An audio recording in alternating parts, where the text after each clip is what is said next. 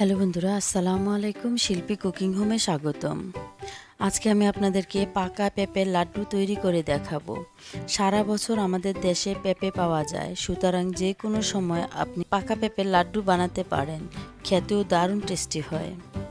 আপনারা আমার চ্যানেলে নতুন হলে প্লিজ আমার চ্যানেলটি সাবস্ক্রাইব করে নিন এবং নতুন নতুন নোটিফিকেশান পেতে বেল আইকনে ক্লিক করুন। পেঁপের লাড্ডু বানাতে আমি এখানে একটি পাকা পেঁপে নিয়েছি আর আমি এটাকে কেটে টুকরা করে নিয়েছি। এখন এগুলি আমি ব্লেন্ড করব। একদম মিহি করে ব্লেন্ডটা করতে হবে। দেখুন আমার পেঁপেটা ব্লেন্ড হয়ে গেছে।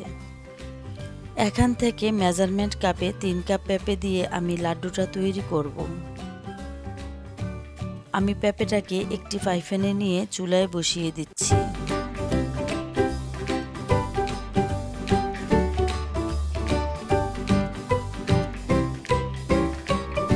চুলার আঁচটা মিডিয়াম আঁচে রেখে নেড়েচেড়ে হালকা গরম হয়ে গেলে দিয়ে দিচ্ছি আধা কাপ পরিমাণ চিনি।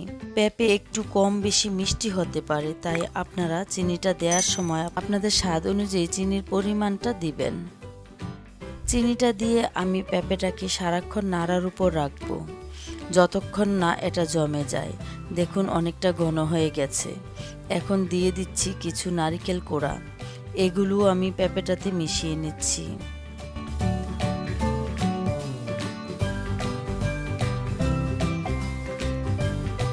এই পর্যায়ে দিয়ে দিচ্ছি 2 চা চামচ ঘি। ঘিটাও মিশিয়ে নিচ্ছি এবং এর সাথে সাথে পেঁপেটাও ক্রমান্বয়ে ঘন হয়ে আসছে।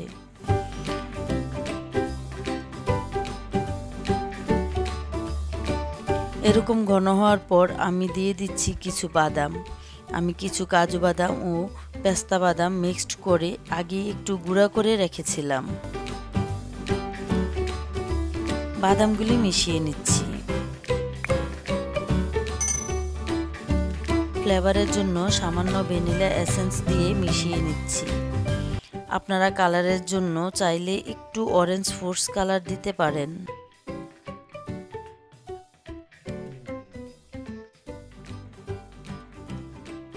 দেখুন আমার পেঁপেটা চামচ দিয়ে এভাবে নাড়া দিলে ফ্রাই প্যান থেকে আলাদা হয়ে আসছে। তার মানে পেঁপেটা আমি যেরকম ঘন চাচ্ছি সেরকম হয়ে গেছে। এখন আমি চুলাটা বন্ধ করে এটা ঠান্ডা হওয়া পর্যন্ত অপেক্ষা করব।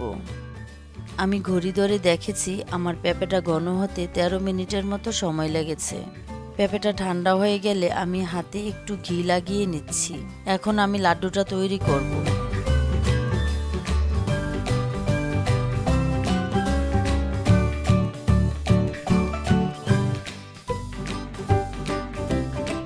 এভাবে 2 হাত দিয়ে লাড্ডুটা তৈরি করে এই শুকনা নারকেল কোড়াটাতে দিয়ে উপরে একটু নারকেল লাগিয়ে নিচ্ছি। নারকেলটাকে কুড়িয়ে আগে আমি এটাকে রোদ্রে শুকিয়ে রেখেছিলাম। এভাবে আমি সবগুলি লাড্ডু তৈরি করে নিচ্ছি। দেখুন বন্ধুরা, তৈরি হয়ে গেল আমার পাকা পেঁপের লাড্ডু। চমৎকার হয়েছে। একটি ভেঙে দেখাচ্ছি। এই রেসিপিটি যদি আপনাদের ভালো লাগে লাইক কমেন্ট শেয়ার করবেন। আল্লাহ হাফেজ।